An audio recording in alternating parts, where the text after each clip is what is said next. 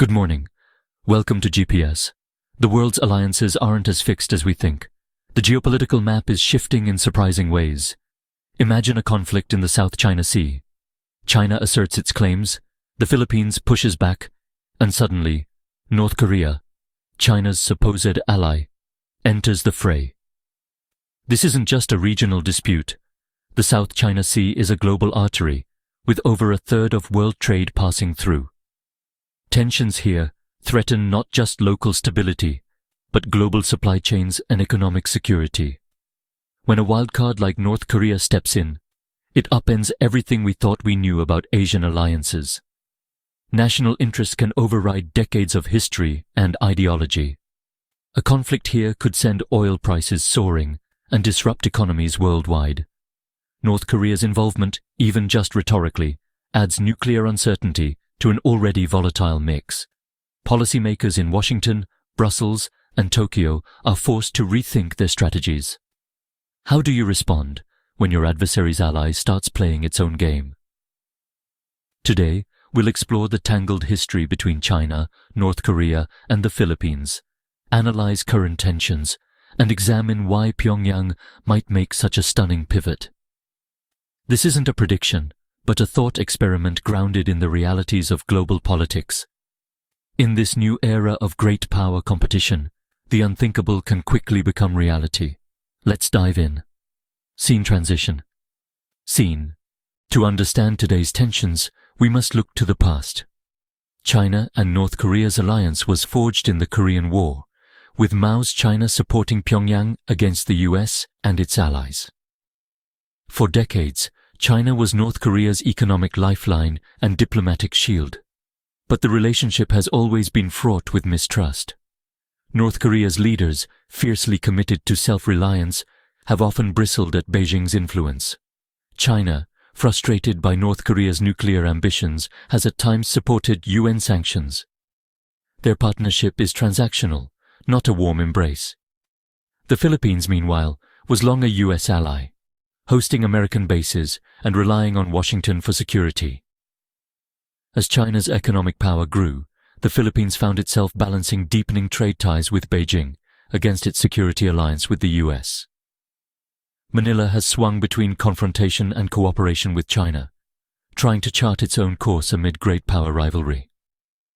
This web of shifting alliances sets the stage for today's unexpected possibilities. The past is prologue, but the script is being rewritten. Scene transition. The South China Sea is the current flashpoint. China claims almost the entire waterway, rejecting a 2016 international tribunal ruling against it. Beijing has built and militarized artificial islands, deploying runways, missiles, and naval facilities. China's Coast Guard and maritime militia have become increasingly aggressive, especially against the Philippines.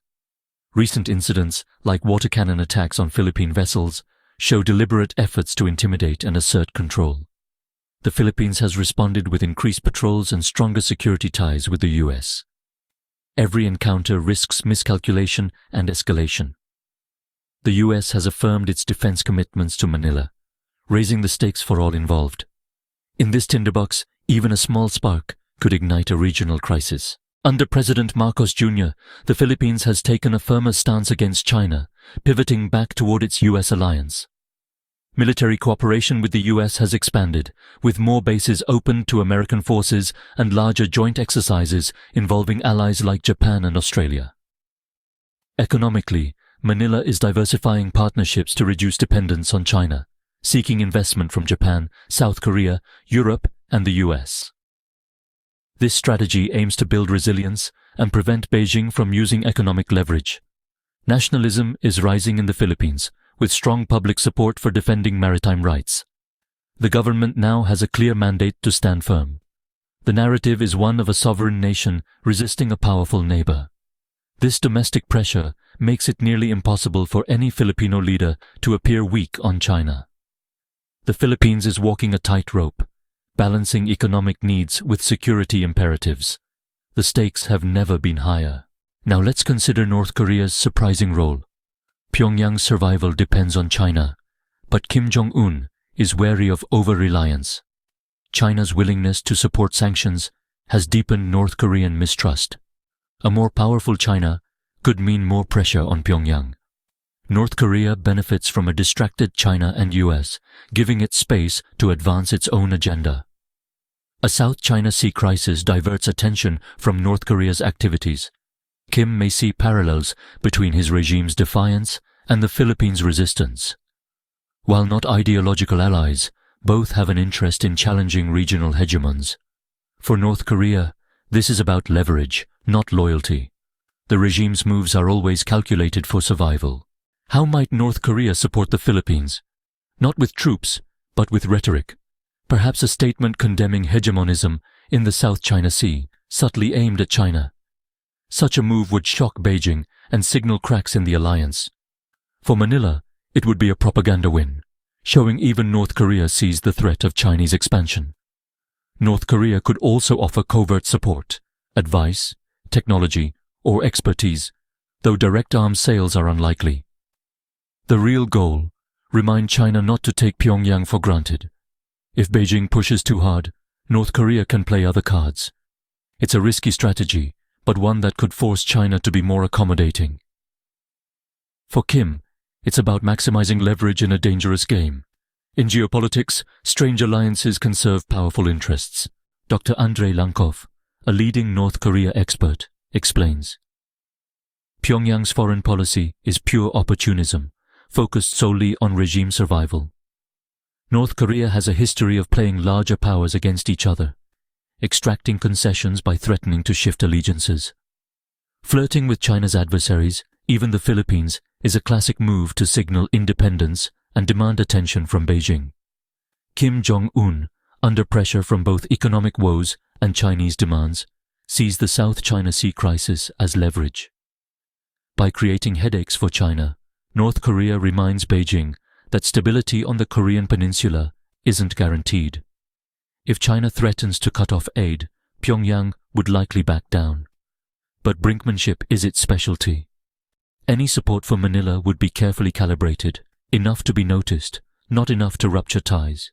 North Korea's game is about leverage, not alliance. It's a dangerous balancing act, but one the regime has mastered for decades. The message to China: respect our interests or face unpredictable consequences. In this high-stakes chess match, every move is calculated for maximum effect. The world should take note. A North Korea-Philippines alignment would send shockwaves through Asia and beyond. For the US and its allies, it's both an opportunity and a challenge, exposing cracks in the China-North Korea relationship, but complicating policy toward Pyongyang. Washington would have to decide whether to quietly welcome the rift or maintain pressure on North Korea. Japan and South Korea would be uneasy, especially Seoul, which faces direct threats from the north. The US alliance system in Asia could face new strains as partners debate how to respond. Economically, instability would rattle markets and raise shipping costs. Nationalist sentiment could surge across the region. The old lines of alliance would blur, creating a more unpredictable Asia. In this new reality, uncertainty becomes the norm. The costs of unpredictability would be felt worldwide. Today's scenario is startling, but plausible.